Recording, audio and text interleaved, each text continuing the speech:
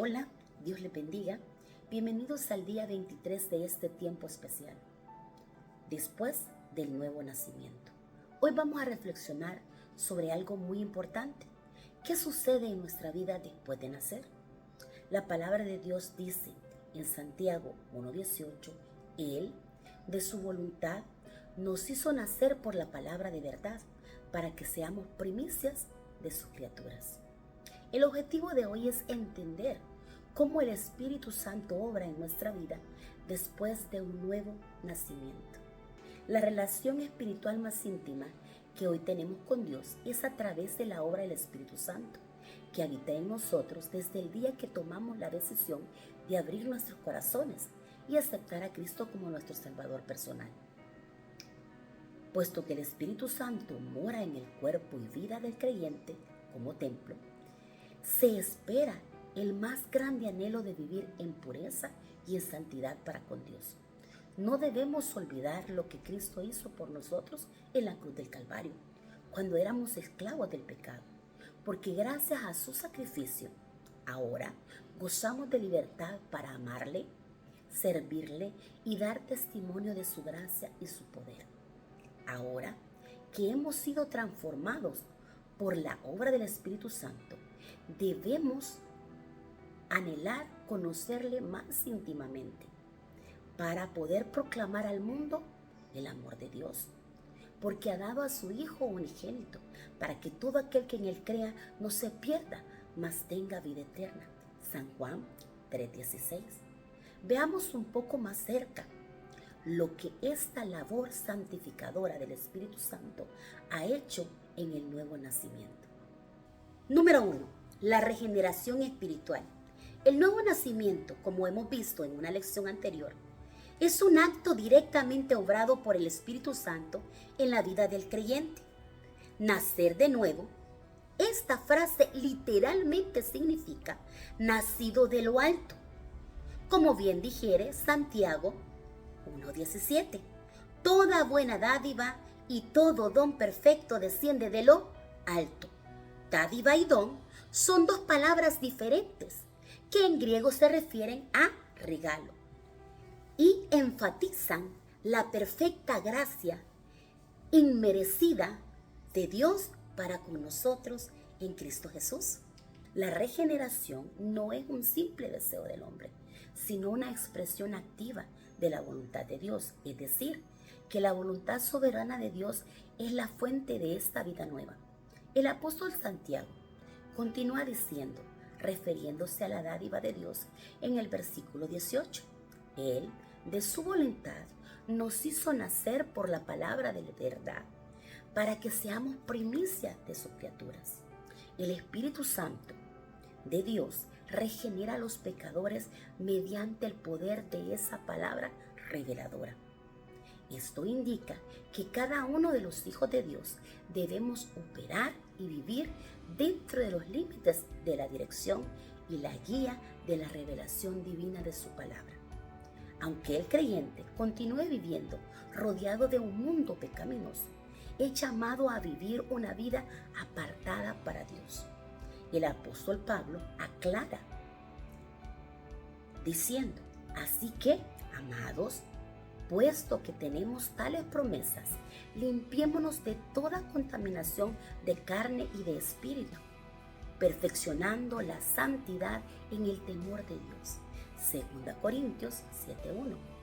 Estas promesas a las que Pablo se refiere se citan también en 2 Corintios 6, del 16 al 18, donde exhorta al creyente a no tocar lo inmundo y expone con toda claridad que no se pueden reclamar estas generosas promesas sin llevar una vida separada de toda práctica pecaminosa, lo cual impide una plena conversión a los propósitos de Dios. Nacer de nuevo es vivificar el alma por medio del Espíritu Santo, es despertar espiritualmente en un mundo diferente, donde el creyente comienza a vivir una vida apartada por completo de toda transgresión impía y se somete a Dios para poder resistir las tentaciones y los deseos pecaminosos del cuerpo. Si el creyente en Cristo Jesús no se limpia constantemente de toda inmundicia, aprenderá a vivir una religión falsa que complace los apetitos humanos representados como carne y espíritu. Se expondrá a enseñanzas falsas y no podrá evitar ser contaminado de ideologías satánicas que de forma sutil desvían de la verdad. La regeneración no es simplemente una doctrina, sino una realidad práctica en cualquiera que haya experimentado un encuentro personal con Cristo Jesús. Cuando nacemos de nuevo, no solo es una emoción, es un cambio real, profundo que viene de Dios. El Espíritu Santo nos da una vida nueva, nos transforma desde dentro, nos despierta espiritualmente y ya no vivimos igual. Ahora deseamos agradar a Dios. No es solo decir soy cristiano, es vivir una vida diferente. Número 2. La morada o habitación del Espíritu Santo. Dios está presente en todas partes, porque en Él vivimos y nos movemos y somos. Hechos 17:28. Morar significa que Él está presente en una nueva forma, mediante una relación directa con la persona que ha recibido a Cristo en su corazón. Esta unión con Dios, denominada morada, es producida en realidad por la presencia de la Trinidad completa, pero el ministerio especial del Espíritu Santo es morar en el corazón de los hombres. Esa unión con Dios es denominada la morada del Espíritu Santo. La ausencia de Él ha dejado al hombre en total oscuridad espiritual y debilidad. Mediante sus facultades cognitivas, la persona no convertida no puede saber todo lo concerniente al Espíritu Santo. En 1 Corintios 2:14 encontramos lo siguiente: pero el hombre natural no percibe las cosas que son del Espíritu de Dios, porque para él son locura y no las puede entender, porque se han de discernir espiritualmente. El hombre natural, el que no es espiritual, es la persona no regenerada, la que es gobernada por los instintos naturales. Es la clase de persona que no tiene el Espíritu Santo morando en su vida.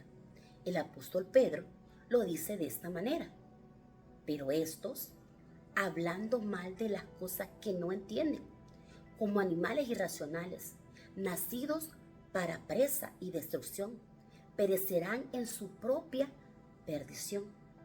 Segunda Pedro 2:12.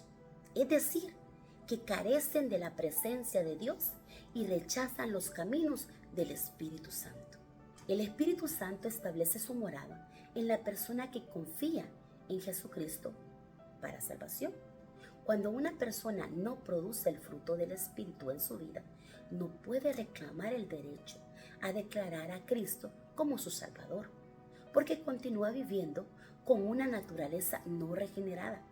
Pablo hace esta declaración: mas vosotros no vivís según la carne, sino según el Espíritu, si es que el Espíritu de Dios mora en vosotros. Si alguno no tiene el Espíritu de Cristo, no es de él. Romanos 8:9. Cuando el Espíritu de Dios mora en el creyente, el cuerpo en verdad está muerto a causa del pecado, y podemos decir como Pablo: con Cristo estoy juntamente crucificado, y ya no vivo yo, mas Cristo vive en mí, y lo que ahora yo vivo en la carne, lo vivo en la fe del Hijo de Dios, el cual me amó y se entregó a sí mismo por mí. Gálatas 2:20. Cuando recibimos a Cristo, el Espíritu viene a vivir en nosotros. Esto significa que no estamos solos. Dios habita en nuestros corazones. Tenemos dirección y tenemos guía, pero también implica responsabilidad. No podemos seguir viviendo como antes, porque donde está el Espíritu de Dios, allí hay transformación. Número 3. La santificación por el Espíritu. En la regeneración, el Espíritu Santo actúa un cambio fundamental en el alma, al impartir un nuevo principio de vida. El creyente nacido de nuevo no es al instante perfecto. Siguen latentes las debilidades adquiridas y heredadas. Es necesario saber y entender que debemos vencer 3 áreas: el mundo, la carne y el diablo. Puesto que el Espíritu de Dios no obra de forma mágica, sino en forma vital y progresiva, es gradualmente que el alma va siendo renovada a medida que sometemos nuestra vida a la voluntad de Dios. Para ello, será necesario fortalecer la fe mediante la prueba. La Biblia dice: para que sometida a prueba vuestra fe, mucho más preciosa que el oro, el cual, aún perecedero, se prueba con fuego, sea hallada en alabanza, gloria y honra cuando sea manifestado Jesucristo. 1 Pedro 1:7. El creyente, al mantenerse fiel a Cristo en medio de las pruebas, purifica su fe. Cuando se vive por la fe, se recibe el gozo como parte del fruto del Espíritu. El Espíritu Santo prosigue la buena obra comenzada. El Evangelio de Cristo, que fue el medio de nuestro nuevo nacimiento, continúa siendo el medio de crecimiento de nuestra vida cristiana. Todos los que hemos nacido de la incorruptible semilla de la palabra de Dios, 1 Pedro 1:23, debemos desear como niños recién nacidos la leche espiritual no adulterada, para que por ella crezcáis para salvación. 1 Pedro 2:2. El apóstol Pablo estaba convencido de que cuando Dios comienza una buena obra de salvación en una persona, la terminará hasta el día de Jesucristo. Filipenses 1:6, el cual mira la salvación, la recompensa y la glorificación final de los creyentes en Cristo Jesús. La operación del Espíritu Santo es progresiva. Él opera yendo del corazón a la superficie, del interior al exterior, de las raíces a las manifestaciones de la vida, a las acciones, a las palabras. Al principio parece que permite que sucedan algunas cosas que no son compatibles con la naturaleza santa, pero luego comienza a sanar cada una de ellas, entrando de forma detallada, sin dejar que nada escape a su obra, perfeccionando poco a poco y formando el carácter que Él desea en el creyente. La suprema manifestación del Espíritu Santo es que el creyente pueda experimentar una santificación progresiva, en el cual el fruto del Espíritu sea evidente en la preparación terrenal, para cuando llegue el momento de ser completamente transformado a la imagen de Dios. El andar en el Espíritu es un acto de fe. Las altas normas de Dios a través de su palabra, donde se nos ordena amar como Cristo ama, San Juan 13:34, y que cada pensamiento sea traído a la obediencia en Cristo, 2 Corintios 10:5, son imposibles de cumplir sin el poder del Espíritu Santo. De igual manera, otras manifestaciones de vida espiritual, como el fruto del Espíritu, orar sin cesar, estar siempre gozoso, dar gracias en todo, no pueden llevarse a cabo a menos que andemos en el Espíritu. Todas estas altas normas de fe se ven desafiadas porque el cristiano vive en medio de un mundo contaminado del pecado y está en constante influencia maligna. San Juan 17:15. Además de todo, el creyente tiene un enemigo interior, su misma naturaleza pecaminosa, la cual está luchando por volverse a su antigua vida de pecado. Solo la continua dependencia del Espíritu Santo puede traer victoria sobre el mundo, sobre el pecado y sobre el enemigo, al permitir que Él tenga el control y la dirección de nuestras vidas. Este proceso es progresivo. No somos perfectos inmediatamente, pero sí vamos cambiando día a día. El Espíritu Santo nos corrige, nos fortalece, nos ayuda a vencer el pecado Es una lucha constante contra el mundo, contra la carne, contra el enemigo. Pero con Dios sí podemos. Número 4. La plenitud del Espíritu. Se relaciona a la experiencia cristiana, al poder y al servicio. Las obras del Espíritu en relación a la salvación son de una vez y para siempre, pero la plenitud del Espíritu es una experiencia repetida y se menciona frecuentemente en la Biblia. Antes del Pentecostés, solo unos pocos fueron llenos del Espíritu Santo, y la obra del Espíritu parece estar relacionada al soberano propósito de Dios de cumplir alguna obra especial en las personas. La plenitud del Espíritu puede definirse como un estado espiritual, donde se está cumpliendo todo lo que Él vino a hacer en el corazón y la vida del creyente de manera individual. No es adquirir más espíritu, sino que el Espíritu de Dios vaya tomando posesión del creyente. A cada cristiano se le ordena ser lleno del Espíritu Santo. Efesios 5:18. La falta de la plenitud del Espíritu no está en Dios, obviamente, sino en no apropiarse de esta provisión y no permitir que el Espíritu Santo llene nuestras vidas. La plenitud del Espíritu y la madurez espiritual tienen una relación evidente. Un cristiano lleno del Espíritu Santo madurará más rápidamente que uno que no lo está, porque la plenitud y la madurez son dos factores importantes en la ejecución de la voluntad de Dios en la vida de un cristiano que ha nacido de nuevo. El día del Pentecostés, todos los que estaban orando en el aposento alto fueron llenos del Espíritu Santo para el propósito de iniciar a los creyentes en el poder divino para testificar de Cristo. Todo cristiano debe anhelar ser lleno del Espíritu Santo de forma repetitiva para recibir nuevas fuerzas, dirección, revelación, capacidad, poder interior, valor para testificar y servir a Dios en su obra. Ser lleno del Espíritu no es algo de una sola vez, es algo continuo. Dios quiere llenarle de poder, de dirección, de valor, pero depende de nosotros buscarlo, rendirnos a Él y obedecerle. Todo cristiano nacido de nuevo que desea hacer la voluntad de Dios debe entrar por completo en el privilegio que Dios le ha dado de ser morada y templo del Espíritu Santo, así como también ser lleno de la plenitud del Espíritu, la cual debería ser una experiencia normal en nuestra vida de amor y servicio a Dios. Hoy, Dios le hace una invitación. Viva plenamente como alguien que ha nacido de nuevo. Permita que el Espíritu Santo guíe su vida. Busque ser lleno de la presencia de Dios cada día.